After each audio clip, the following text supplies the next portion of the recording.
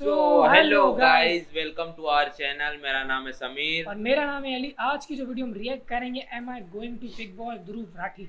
25 minute की भाई ने वीडियो उतारी है और ये भी मुझे लगता है क्या पता ऑफर आई हो। Am I going to Bigg Boss मतलब ये बिग बॉस क्या मैं जा रहा हूँ बिग बॉस में, या तो रूमर चल रही होगी ट्विटर पे कि ध्रुव राठी अंदर आ रहा। तो पता नहीं। भाई ने 25 मिनट का वीडियो तैयार करा। अगर उसने थोड़ा बहुत रोस्ट करा होगा थोड़ा मजा आएगा। रोस्ट यार, रोस्ट ये वैसा करता तो नहीं है यार। करता नहीं, पर 25 और मिनट ये- बिग बॉस पे बात करना। टॉपिक भी देखो ना बिग बॉस पे, फर्स्ट टाइम देख रहा हूँ उसको बिग बॉस पे। टॉपिक हाँ नहीं बनाई, ऐसा नहीं करता। तो भाई देखते हैं वीडियो के अंदर क्या है। 3, 2 एंड स्टार्ट। नमस्कार दोस्तों, क्या आपने खबरों में सुना? मैं एक वाइल्ड कार्ड एंट्री मारने जा रहा हूँ बिग बॉस में। कितने मीडिया हाउसेस ने इस खबर को छापा है? India TV, India Times, ABP News, India Today, Zoom TV, Pinkvilla, Economic Times. मतलब इस हेडलाइन को देखो जरा। Popular YouTuber Dhruv Rathee set to make a wild card entry in Bigg boss OTT 2। एक वेबसाइट ने तो इस चीज को कंफर्म ही कर दिया। Dhruv Rathee Bigg boss OTT entry confirmed. तो क्या ये बात सच है? नहीं। अभी तक ना तो किसी ने मुझसे पूछा बिग बॉस में जाने के लिए इस सीजन में, और ना ही मैंने किसी को बोला कि मुझे बिग बॉस में जाना है। तो सबसे पहले तो आपको हमारे इंडियन मीडिया का स्टैंडर्ड इससे पता चलता है क्या है। बेसर पैर कुछ भी छाप देंगे ये। इकोनॉमिक टाइम्स वाले आर्टिकल के जरा नीचे स्क्रॉल करके देखो, एक डिस्क्लेमर लिखा हुआ है। This content is authored by a third party. Please take all steps necessary to ascertain that any information and content provided is correct, updated and verified. मतलब खुद जो छाप रहे हैं उसकी रिस्पॉन्सिबिलिटी भी नहीं ले रहे। कह रहे हैं आपकी रिस्पॉन्सिबिलिटी है कि ये पता लगाओ कि ये खबर सच है या नहीं है। अच्छा, दूसरी चीज यहाँ पर यह है कि आप में से कुछ लोगों के मन में सवाल होगा, अगर बिग बॉस में मुझे इनवाइट किया जाए तो क्या मैं जाऊंगा बिग बॉस में? नहीं। मैं क्लियरली कहना चाहूंगा कि इनवाइट करना तो छोड़ो, अगर ये मुझे पैसे भी ऑफर करें इस शो में आने के लिए, लाखों करोड़ों जितने भी पैसे ऑफर करें इस शो में आने के लिए, ऐसे नॉनसेंस शो में मैं अपनी जिंदगी में कभी नहीं जाऊंगा। मेरी राय में ये एक बहुत ही चीप तरीका है पैसा और फेम कमाने का, जिसका समाज पर एक बहुत बुरा असर पड़ता है। तो आज के वीडियो में यही चीज मैं आपको समझाना चाहूंगा। क्या प्रॉब्लमैटिक है इस शो के कॉन्सेप्ट में? क्या ये शो स्क्रिप्टेड है? और क्यों ऐसे शोज आपको बिल्कुल नहीं देखने चाहिए? अगर आप या आपके परिवार में से कोई बिग बॉस देखकर अपना समय बर्बाद करता है तो ये वीडियो आप लोगों के लिए है।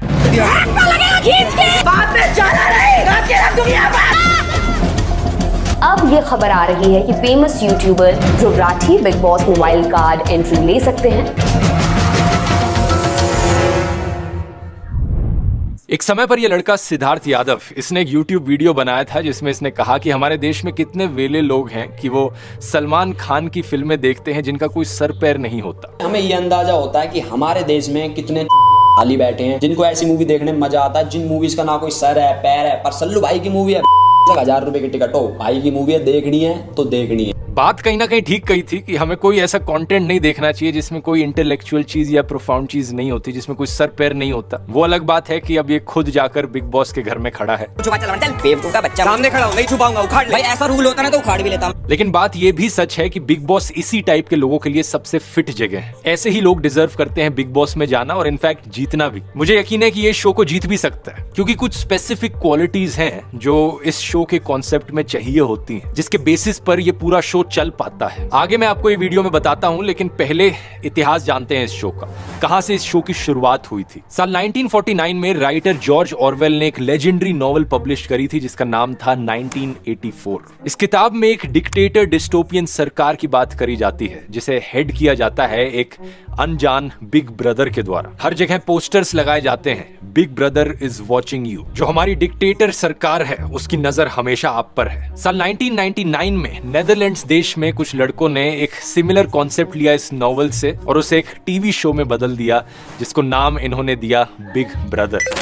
इस शो का कॉन्सेप्ट था कि कुछ लोगों को एक घर में रखा जाएगा जो कांस्टेंट सर्वेलेंस में रहेंगे और बिग ब्रदर के कमांड के अंडर रहेंगे। इस टीवी शो के फॉर्मेट को शेप करने में कुछ और पुराने टीवी शो से भी इंस्पिरेशन ली गई थी, जैसे कि MTV reality show the real world और 1997 का Swedish TV show expedition Robinson. कुछ समय बाद ये शो काफी पॉपुलर हो गया और दुनिया भर में स्प्रेड होना शुरू हुआ। इसी कॉन्सेप्ट को कॉपी करके America, Canada, Mexico, Brazil, Argentina, Australia, Indonesia, Thailand, Philippines, China, Russia, इन सब ने अपने बिग ब्रदर्स बनाए। और जब बात कॉपी करने की आती है तो इंडियन एंटरटेनमेंट इंडस्ट्री थोड़ी पीछे रह सकती है। बिग ब्रदर को लेकर इंडिया में बना दिया गया बिग बॉस। जल्द ही इसे अलग अलग भाषाओं में भी लॉन्च किया गया। हिंदी के बाद मराठी, तमिल, बंगाली, तेलुगु, कन्नड़ा, मलयालम। फिर जब OTT प्लेटफॉर्म्स आए तो अब बना दिया इन्होंने big boss OTT। Big boss George Orwell ने अपनी किताब में बिग ब्रदर का नाम वार्निंग के तौर पर मेंशन किया था। ये स्टालिन और हिटलर जैसी सरकारों को क्रिटिसाइज कर रहे थे कि ये डिक्टेटरशिप्स में किस तरीके की टेक्निक्स इस्तेमाल करी जाती हैं लोगों को बेवकूफ बनाने के लिए। टेली स्क्रीन्स पर कैसे फैशिज्म का प्रोपेगेंडा चलाया जाता है, सर्वेलेंस देखने को मिलती है, हर किसी पर नजर रखी जाती है, हिस्ट्री को रीराइट किया जाता है, एक भेड़ चाल का बिहेवियर देखने को मिलता है जनता में, फैक्ट्स को पूरी तरीके से तोड़ मरोड़ के पेश किया जाता है और सुप्रीम लीडर के अराउंड एक कल्ट ऑफ पर्सनैलिटी बनाया जाता है। जो पॉलिटिकल ओपोनेंट्स होते हैं, जो सवाल उठाते हैं इस डिक्टेटर सरकार पर, उनके खिलाफ कंस्पिरेसी थ्योरीज फैलाई जाती हैं, उन्हें एंटी नेशनल घोषित किया जाता है। कई फेमस स्लोगन्स भी दिए थे इस किताब में, जैसे कि इग्नोरेंस ताकत है, आजादी स्लेवरी है, वॉर इज पीस, युद्ध शांति है। आज के दिन भी ये नॉवल बहुत ही रेलेवेंट चीज है, स्पेशली जब सरकारें पेगासस जैसे सॉफ्टवेयर्स को खरीदती हैं जनता के टैक्स का इस्तेमाल करके लोगों पर सर्वेलेंस करने के लिए, स्नूपिंग करने के लिए। तो अपने आप में ये नॉवल एक मस्ट रीड है। जरूर कहूंगा आपको कि आप इस नॉवल को पढ़िए। अगर नॉवल पढ़ने का टाइम नहीं है तो चैट जीपीटी पे जाकर इसकी एक समरी मांग सकते हैं चैट जीपीटी से। मैं बस लिखूंगा explain the novel 1984 by George Orwell in 10 bullet points using simple language. और यहाँ आप देखेंगे बड़े ही बढ़िया तरीके से मुझे एक समरी मिल गई है कि इस नॉवल में क्या कहानी दर्शाई जा रही है। जैसे कि एक विंस्टन स्मिथ नाम के एक आदमी के ऊपर ये कहानी होती है और किसी भी पॉइंट पे आप एक्सपैंड करना चाहें, elaborate on point 4 how were historical record change, तो कैसे रीराइट करी जाती है हिस्ट्री। जैसे कि यहाँ लिखा है कि अगर पार्टी की तरफ से कोई गलत प्रिडिक्शन की जाती है तो विंस्टन जैसे लोगों का काम होता है कि पीछे जाके जो पुराने न्यूज रिकॉर्ड्स हैं उन्हें बदल दिया जाए ताकि ये लगे कि पार्टी ने सही प्रिडिक्शन किया है चीजों का। चैट जीपीटी जैसे एआई टूल्स की मदद से इतना ही आसान बन गया है दोस्तों कॉम्प्लेक्स आइडियाज को अंडरस्टैंड कर पाना। यही कारण है कि इसके ऊपर पूरा मैंने एक 4.5 घंटे का कोर्स बनाया है जिससे आप चैट जीपीटी को मास्टर कर सकें और इस जैसे एआई चैटबॉट्स की एक डीपर अंडरस्टैंडिंग ले सकें कि एग्जैक्टली ये काम कैसे करते हैं, क्या इनकी लिमिटेशंस हैं, क्या इनसे करना पॉसिबल है और आप इनका कैसे इस्तेमाल कर सकते हैं अपनी स्कूल या कॉलेज लाइफ में, अपने काम में, अपने बिजनेस को एक्सपैंड करने में या अपने घर में। अभी तक जितने भी लोगों ने इस कोर्स को लिया है उन्हें बहुत बढ़िया लगा है। अगर आपने अभी तक ज्वाइन नहीं किया है तो इसका लिंक नीचे डिस्क्रिप्शन में मिल जाएगा। पूरा कोर्स हिंदी में है, इंग्लिश सबटाइटल्स के साथ, और कूपन कोड इस्तेमाल कीजिए बिग 40% ऑफ पाने के लिए इस पूरे कोर्स पर। यह ऑफर आप में से पहले 400 लोगों के लिए ही एप्लीकेबल है, तो जल्दी से जाकर ट्राई कर सकते हैं। लिंक के अलावा आप इस QR कोड को भी स्कैन कर सकते हैं कोर्स के वेब पेज तक जाने के लिए और ज्वाइन करने के बाद आप इस आर्टिफिशियल इंटेलिजेंस की रेवोल्यूशन का हिस्सा बन सकते हैं। टॉपिक पर वापस आए तो बिग ब्रदर और बिग बॉस जैसे शोज यहाँ पर क्या कर रहे हैं। इस नॉवल से बिल्कुल ऑपोजिट ये आपको cheapest form of entertainment provide कर रहे हैं जिसमें दो चीजों का एक हैवी डोज है, एवरीडे सैडिज्म और वॉयरिज्म। पहले सैडिज्म को देखते हैं। इस इंग्लिश वर्ड की डेफिनेशन कुछ ऐसी है, the tendency to derive pleasure from inflicting pain, suffering और ह्यूमिलिएशन ऑन अदर्स। दूसरों को चोट पहुंचाकर दूसरों की बेइज्जती करने में मजा लेना। शायद आपको ये बात सुनकर काफी शॉकिंग लगे, लेकिन अगर आप बिग बॉस को देखने वाली ऑडियंस हैं तो आप भी इस सैडिस्टिक प्लेजर में हिस्सा ले रहे हैं। नॉर्मली जो सैडिस्टिक पर्सनैलिटी है इसे एसोसिएट किया जाता है मर्डरर्स या साइकोपाथ से, कि सिर्फ साइकोपाथ लोग ही होते हैं जो दूसरों का खून करके या दूसरों को चोट पहुंचा कर मजा लेते हैं, उन्हें खुशी मिलती है उस काम में। लेकिन कुछ साइकोलॉजिकल स्टडीज ने एक कम एक्सट्रीम कैटेगरी बताई सैडिज्म की, जिसे एवरीडे सैडिज्म का नाम दिया जाता है। जैसे कि एक 2013 की ये स्टडी जिसे पब्लिश किया गया था रेप्यूटेड जर्नल साइकोलॉजिकल साइंस में, इन्होंने साइकोलॉजिकल एक्सपेरिमेंट्स किए थे एवरीडे सैडिज्म के ऊपर। कुछ उदाहरण आपको देता हूं। याद करो एंशिएंट रोमन एम्पायर के जमाने में आपने किताबों में पढ़ा होगा कि ये जो कोलोसियम है रोम में, ये पब्लिक एंटरटेनमेंट के लिए एक स्टेडियम होता था। यहाँ अक्सर दो ग्लैडिएटर्स एक दूसरे से लड़ा करते थे। कई बारी जब एक ग्लैडिएटर बहुत बुरी तरीके से घायल हो जाता था तो जनता से पूछा जाता था जो स्टेडियम में बैठी है, क्या इसे जाने दिया जाए या फिर इसे मार दिया जाए। बहुत बारी जनता की तरफ से एक थम्स अप दिखता था कि इसे मार दो। अक्सर इस अरीना में एक भूखे जानवर को भेज दिया जाता था, जैसे कि कोई शेर या टाइगर जो इस ग्लैडिएटर से लड़े। ये एवरीडे सैडिज्म का एक बड़ा अच्छा एग्जाम्पल है, क्योंकि स्टेडियम में बैठी जनता एक ग्लैडिएटर की सफरिंग में अपनी एंटरटेनमेंट देख रही थी। हजारों सालों बाद अगर हम टाइम में आगे बढ़े तो आज के दिन बहुत से लोगों को स्ट्रीट फाइट्स देखने में बहुत मजा आता है। जब सड़क पर दो लोग एक दूसरे से लड़ने लग जाएं, कोई भी रीजन हो, अक्सर भीड़ इकट्ठी हो जाती है। बहुत कम लोग होते हैं जो उस लड़ाई को रोकने की कोशिश करते हैं, ज्यादातर लोग बस बाहर खड़े होकर उस फाइट का मजा लेते हैं। इसका एक और एग्जाम्पल हो सकता है कुछ बुलीज, जिन लोगों को बुलिंग करना बड़ा पसंद होता है स्कूल या कॉलेज में, जिनको मजा आता है दूसरों की बेइज्जती करने में या दूसरों को ह्यूमिलिएट करने में। या फिर ऐसे भी लोग आपने देखे होंगे जो बिना किसी रीजन के एक साइड में बैठे सड़क पे कुत्ते को लात मारने लग जाएंगे या पत्थर मारने लग जाएंगे, बस क्योंकि मजा आता है उसमें। एक मॉडरेट एग्जांपल इसका हो सकता है ऑफिस के अंदर एक बॉस जो एक एम्प्लॉय के पीछे ही पड़ जाता है बिना किसी कारण से, इसलिए नहीं कि कोई काम कराना हो, बस इसलिए क्योंकि उस बॉस को मजा आता है मेंटल पेन देने में अपने एम्प्लॉयज को। ये सब एवरीडे सैडिज्म के बड़े एग्जांपल्स हैं। मॉब लिंचिंग भी एक और उदाहरण है इसका। इसी साल मई के महीने में एक बिहार के माइग्रेंट वर्कर को लिंच कर दिया गया केरला में, एक भीड़ के द्वारा, जब एक्यूजेशंस उठे कि वो चोर था। ऐसा ही कुछ हुआ था पालघर के इंसिडेंट में भी, जब 2 साधुस की लिंचिंग कर दी गई थी क्योंकि एक र्यूमर उठा था कि वो चाइल्ड किडनैपर थे। वो अलग बात है कि बाद में कुछ गोदी मीडिया एंकर्स ने इसमें हिंदू मुस्लिम का भी टच डाल दिया था इसे कम्युनल एंगल देने के लिए। एवरीडे सैडिज्म के ढेर सारे एग्जांपल्स आपको लाइफ में हर जगह देखने को मिलेंगे। अगर सड़क पर कोई बोलता है कि देखो मैंने इस जेब काटने वाले को पकड़ लिया है,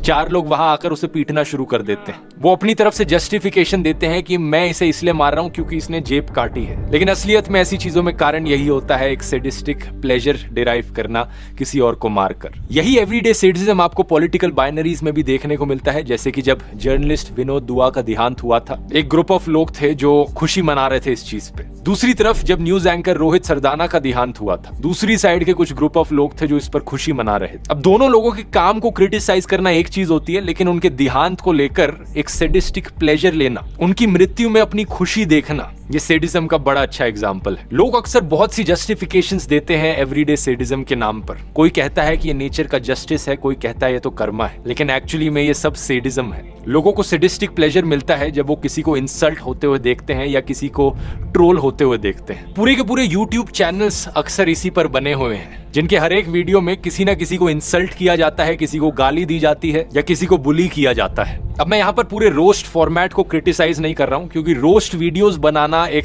कला भी हो सकती है, इसे एक पॉजिटिव तरीके से भी किया जा सकता है बिना इस सैडिज्म के। जैसे कि इसका एक अच्छा एग्जांपल होगा स्ले पॉइंट का यूट्यूब चैनल, जो रोस्ट वीडियोस बनाते हैं। वो किसी स्टूपिड चीजों को क्रिटिसाइज करते हैं, जैसे कि कोई इररेशनल मोटिवेशनल गुरु हो गए या कोई अजीब सी फूड रेसिपीज हो गई, लेकिन मजाक जो है वहां पर स्टूपिडिटी पे उड़ाया जाता है। गाली देना, बुलिंग करना, इंसल्ट करना मकसद नहीं है वहां पर। 2018 की यूनिवर्सिटी ऑफ इंसब्रुक की एक स्टडी ने बताया था कि कैसे एवरीडे सैडिस्ट जो होते हैं उन्हें स्पेशली वायलेंट वीडियो गेम्स खेलना पसंद होता है, क्योंकि उसी से ही उनका मूड अपलिफ्ट होता है, उसी से ही उन्हें खुशी मिलती है। अक्सर फिल्में भी बनाई जाती हैं जो इस सैडिज्म को एक्सप्लॉइट करती हैं। इन्हें अक्सर टॉर्चर फिल्म्स कहा जाता है, जैसे कि 100 सीरीज हो गई या ह्यूमन सेंटीपीड हो गई। कुछ लोगों को तो डार्क नाइट फिल्म में दिखाया गया जोकर का कैरेक्टर भी पसंद आता है, क्योंकि शायद उनकी खुद की सैडिस्टिक पर्सनैलिटी उसमें वैलिडेट होती है। लेकिन दूसरी तरफ कुछ ऐसी भी फिल्में हैं जिनका एग्जाम्पल मैं आपको बताना चाहूंगा जो सैडिज्म को सेंसिटिव तरीके से डिपिक्ट करती हैं। For example the platform film या स्नो पियर्सर फिल्म,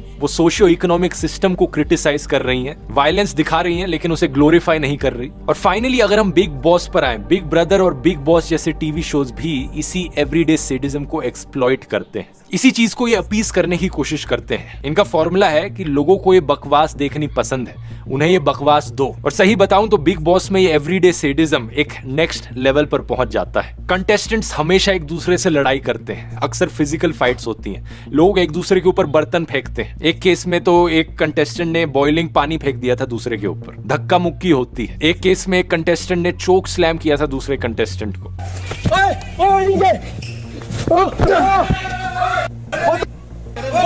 हाँ तो तेरे बाप का भी नहीं है। बाप ने जाना नहीं। ये चीज सिर्फ कंटेस्टेंट्स की तरफ से नहीं करी जाती, बल्कि शो का कॉन्सेप्ट इस चीज को इनकरेज करता है। जैसे कि एक समय पर एक टॉर्चर टास्क दिया गया था कंटेस्टेंट्स को, और इसमें उन्हें चिली पाउडर दूसरे कंटेस्टेंट के फेस पर फेंकना था। उसको उठने दो, उठने दो। मुझे हार्ट हो रहा है बिग बॉस, मुझे हार्ट हो रहा है, हार्ट हो रहा है, मुझे हार्ट हो रहा है। ऐसी ही कई नॉनसेंस चीजें कराई जाती हैं कंटेस्टेंट से ताकि उन्हें ह्यूमिलिएट किया जा सके। लोगों को गाय के गोबर में नहाने को कहा जाता है, एक आदमी को कहा जाता है कि वो कुत्ते के बोल से पानी पिए। अक्सर लोग एक दूसरे के पर्सनल मैटर्स लीक करते हैं, जिससे लोगों को रोना आ जाता है। बॉडी शेमिंग देखने को मिलती है। एक फीमेल कंटेस्टेंट किसी और फीमेल कंटेस्टेंट को कहती है कि मेरे साथ खड़े रहने लायक नहीं है ये आंटिया, ना फिगर ना शक्ल ना सूरत। बैक बाइटिंग जो है वो इस शो का बड़ा इंपॉर्टेंट कंपोनेंट है। रेगुलरली मिसोजिनी और होमोफोबिया देखने को मिलता है। कभी कोई किसी के पानी में साबुन मिला देता है, तो कभी कोई लड़का वॉशरूम का ताला तोड़ देता है जब एक लड़की शावर ले रही होती है। तो उसने ताला तोड़ दिया। तू नारी थी। अक्सर टॉक्सिक रिलेशनशिप्स देखने को मिलती हैं। इनमें से कुछ तो फेक रिलेशनशिप्स भी होती हैं जिन्हें बस इसलिए दिखाया जाता है ताकि शो की टीआरपी बढ़ सके। और फिर आता है वॉयरिज्म का कॉन्सेप्ट। इस शब्द का मतलब होता है लोगों की प्राइवेट जिंदगियों को देखकर चीप प्लेजर लेना। किसी की प्राइवेट लाइफ में क्या चल रहा है उसे करीबी से देखकर खुद मजा लेना। एक बार फिर से इसके ढेर सारे एग्जांपल्स आपको डेली लाइफ में मिलेंगे। जैसे कि अगर कोई एमएमएस लीक होता है तो अक्सर आप देखते हो कि लोग गूगल पर सर्च कर रहे हैं उसे ढूंढने के लिए। एक और इसका एग्जांपल हो सकता है कि कुछ लोगों को डेली व्लॉग्स देखने बहुत पसंद आते हैं। कुछ यूट्यूबर्स होते हैं ना जिनके सारे व्लॉग्स ही ऐसे होते हैं कि आज मैं सुबह उठा, मैंने ब्रश करी, मैंने अपने कुत्ते के साथ खेला, मैं अपनी साइकिल पे चला, फिर मैं शॉपिंग करने गया। लोगों को क्यों ये चीजें एंटरटेनिंग लगती हैं? वॉयरिज्म की वजह से, कि मुझे मजा आ रहा है देखने में कि इसकी पर्सनल जिंदगी में क्या चल रहा है। और शर्म की बात है कि कुछ यूट्यूबर्स इस चीज को एक्सप्लॉइट भी करते हैं कि देखो मेरी बच्ची रो रही है, जल्दी से कैमरा ले आता हूं, अच्छा कंटेंट बन जाएगा। मेरे बच्चे को यहाँ पर चोट लगी, सबसे पहले कैमरा उठाकर उसे फिल्म करो। घर में कोई झगड़ा हो रहा है, उसे सबसे पहले दिखाओ जाकर,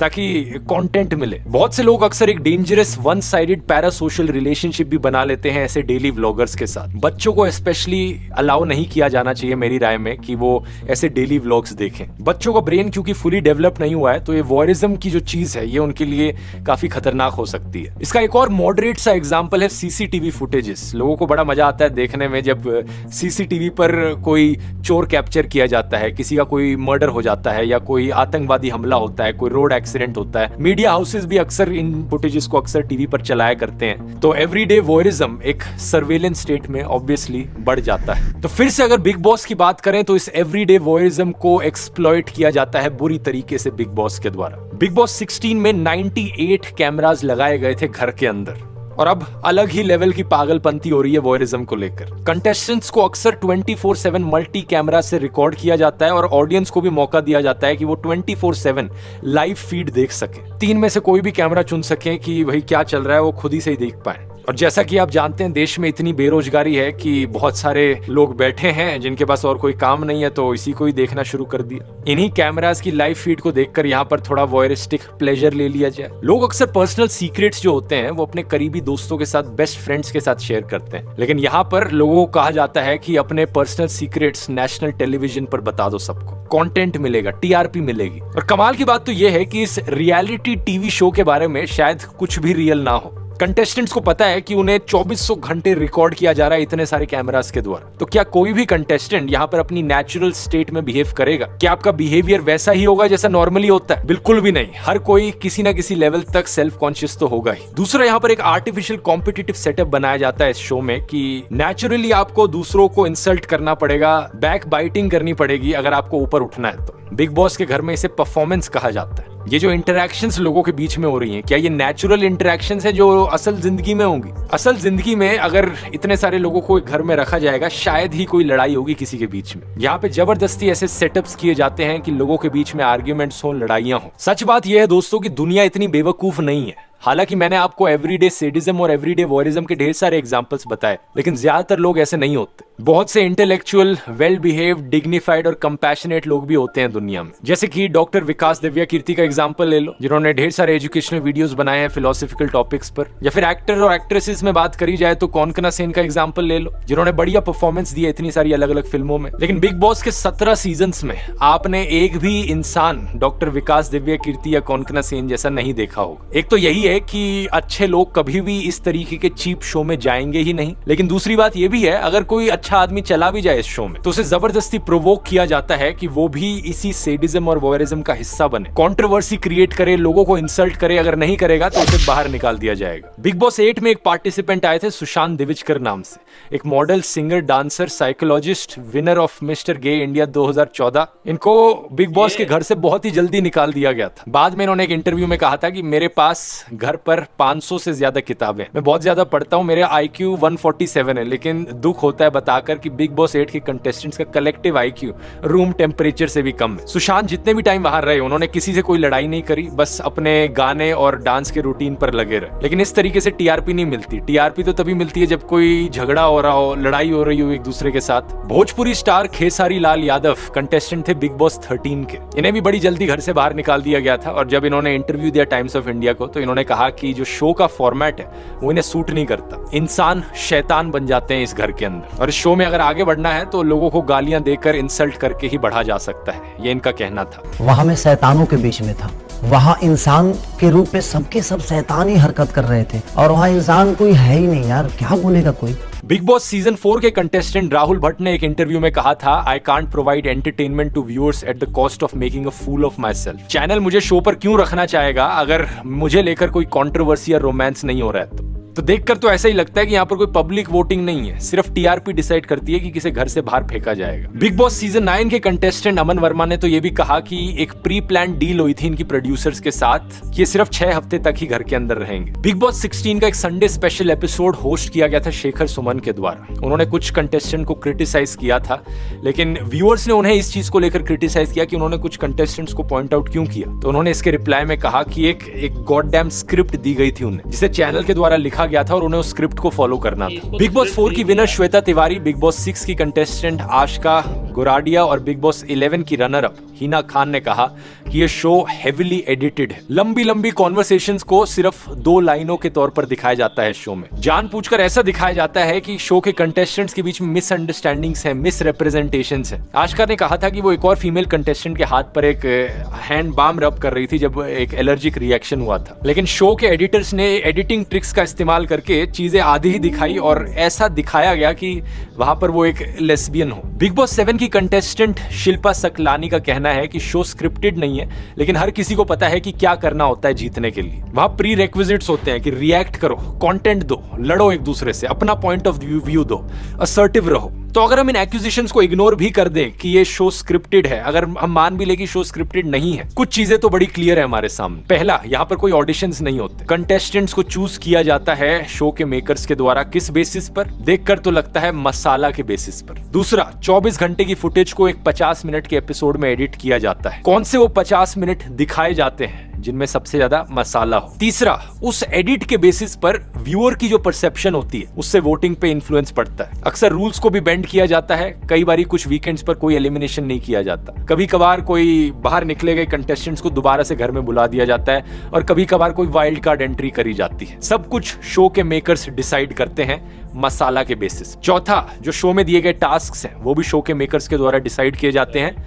मसाला के बेसिस पर। और मसाला यहाँ पर क्या है? कोई यहाँ पर इंटेलेक्चुअल बात नहीं हो रही, कोई social issues, philosophy, history, sociology, spirituality, poetry, literature, cinema, science, किसी चीज की बात नहीं हो रही। सिर्फ लोगों को एक दूसरे से झगड़ते हुए देखना है, लोगों की पर्सनल लाइफ में झांकना है, बैक बाइटिंग देखनी है, लोगों को इंसल्ट करते हुए देखना है। एक कॉकटेल बनानी है यहाँ पर एवरीडे सैडिज्म और वॉयरिज्म की। शो किसका? शो बनाने वालों का। पैसा किसका? शो बनाने वालों का। टाइम किसका जा रहा है? आपका जा रहा है। और मेंटल स्टेट किसकी इफेक्ट हो रही है? आपकी हो रही है। हनी सिंह से जब उसके मिसोजिनिस्ट गानों को लेकर पूछा जाता है तो उसकी तरफ से जवाब आता है कि ये तो सिर्फ एंटरटेनमेंट है, जनता यही चाहती है।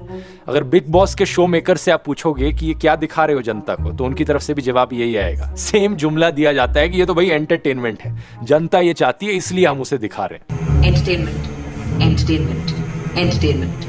बात यह है दोस्तों, ऐसी चीजें देखने से आप पर भी असर पड़ता है। साइकियाट्रिस्ट डॉक्टर मेर्सिया सिरोटा का कहना है कि जैसे जंक फूड से हमारे दांत खराब होते हैं, हमारी हेल्थ खराब होती है, ऐसे ही खराब रियलिटी टीवी शोज से हमारा ब्रेन खराब होता है और हम और रूड बन जाते हैं। जब लोगों को दिखता है कि कैसे रियलिटी टीवी शोज में ये बड़े बड़े सेलिब्रिटीज जा रहे हैं, अमीर बन रहे हैं, फेमस बन रहे हैं, लोगों को गालियां देकर, अजीबोगरीब हरकतें करके, सेल्फ सर्विंग, ईगोइस्टिक बनकर, तो ऑडियंस के दिमाग में भी यही परसेप्शन जाती है। ऑडियंस को भी लगता है कि अगर मुझे पैसा कमाना है और फेम कमाना है तो यही सबसे अच्छा तरीका है। ऐसी चीप हरकतें करो, अपनी पर्सनल लाइफ को नेशनल टीवी पर टेलीकास्ट करो, दूसरे लोगों को इंसल्ट करो, बुली करो, रोस्ट करो। ब्रायन गिब्सन, एक साइकोलॉजिस्ट सेंट्रल मिशिगन यूनिवर्सिटी में, उन्होंने एक स्टडी करी थी और ये कंक्लूड किया कि ऐसे रियलिटी टीवी शोज को देखने से लोगों के अंदर एग्रेशन बढ़ जाता है, और अगर वायलेंट मीडिया और क्राइम टीवी शोज से कंपेयर किया जाए तो उससे भी ज्यादा बढ़ जाता है ऐसे रियलिटी टीवी शोज से। इसका असर कंटेस्टेंट्स की मेंटल हेल्थ पर भी देखने को मिलता है। बहुत से ऐसे कंटेस्टेंट्स हैं जिन्होंने कहा है कि उस शो के बाद उन्हें कितने मेंटल हेल्थ इश्यूज से डील करना पड़ा। कई ऐसे कंटेस्टेंट्स जो जीत की पागलपंती में आकर अपने पर्सनल सीक्रेट्स रिवील कर देते हैं और बाद में उन्हें बुरा लगता है।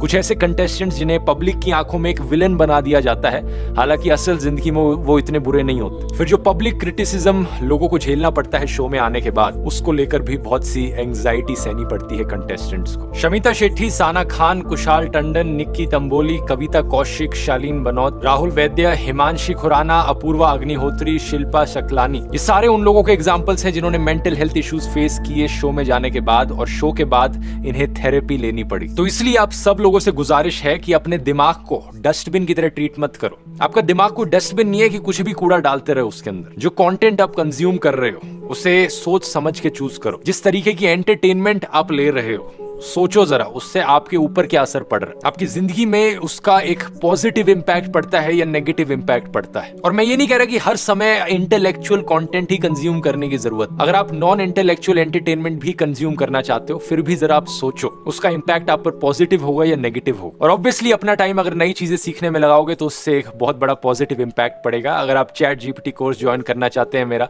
नीचे लिंक डिस्क्रिप्शन में मिल जाएगा, या इस QR कोड को स्कैन करके कर सकते हैं। याद रखिए, होमो सेपियंस का मतलब होता है एक वाइज मैन। एवोल्यूशन वाले वीडियोस नहीं देखे, यहाँ क्लिक करके देख सकते हैं। मिलते हैं अगले वीडियो में। बहुत बहुत धन्यवाद।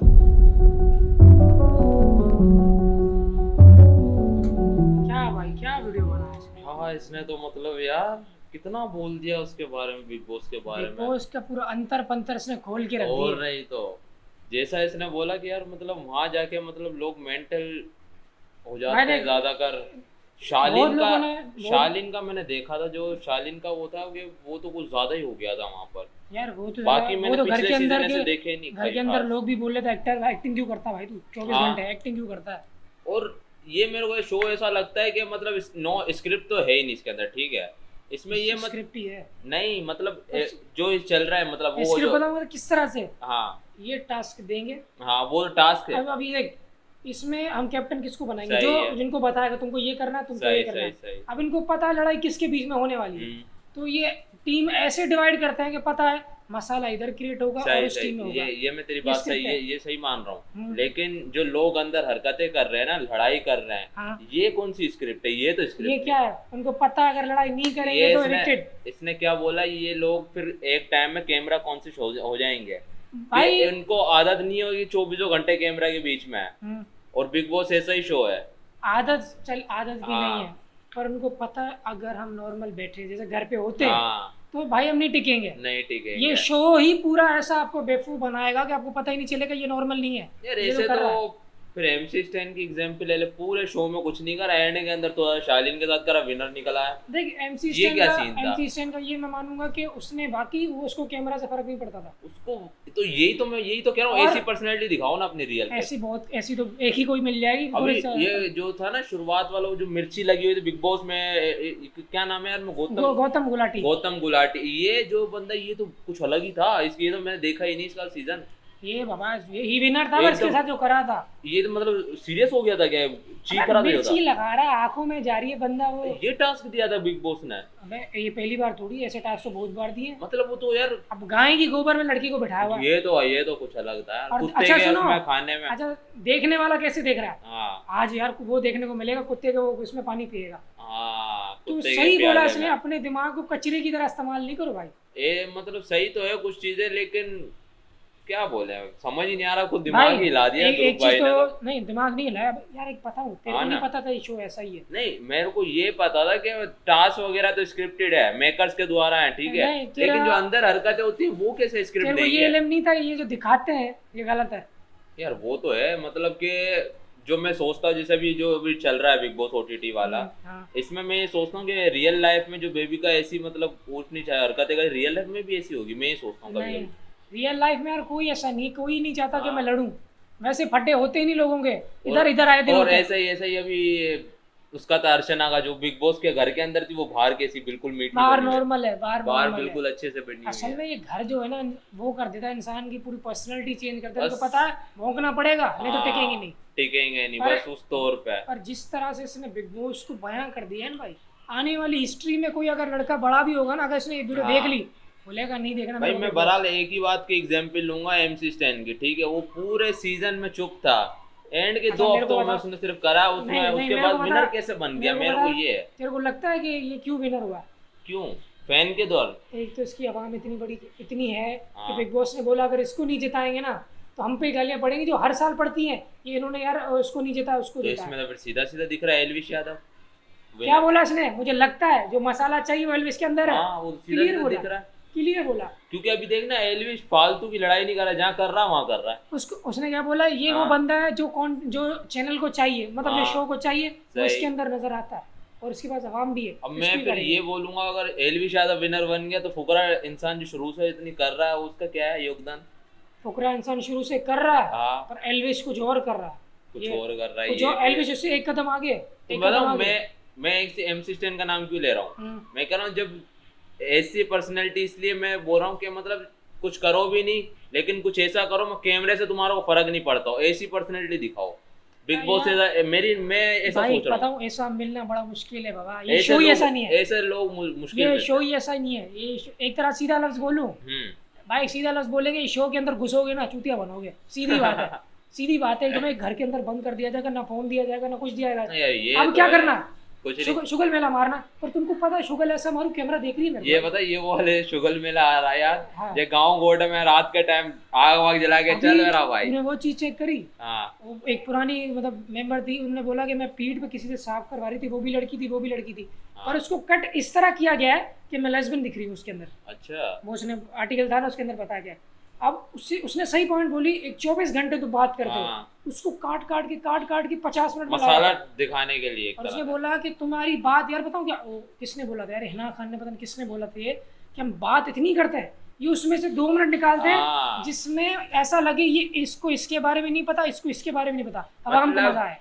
एक ये भी हो सकता है कि बात 2 अल्फाजों की होती है और उसको इतना बड़ा करके भी उसको दिखाना उन्हें होता है। दिखाया जाता है कि सामने वाला चिढ़ रहा है उससे, चिढ़ रहा चिढ़ है। रहा है उससे। वही तो ना। सीधा सीधा हमको बेवकूफ बनाया जाता है और फिर चलता भाई। थोड़ा सा एक्सप्लेन भी सही करा ध्रुव राठी ने। इसने वही भाई ना। इसने ऐसा बताया है, इसने बिग किस बॉस किस को की एग्जांपल दी है भाई। डिटेल में काम पूरी करा है, डिटेल में बताई। इसकी 25 टीम को भी मिनट तो है। सलाम भाई, इसकी वही टीम को ना। भी सलाम है। ये बात 25 मिनट की बनाई तो लेकिन डिटेल वाइज एक एक चीज आपको एज इट इज समझ आएगी और ना। वही बात है भाई, बाकी आपकी मर्जी, डस्टबिन हाँ। जो उसने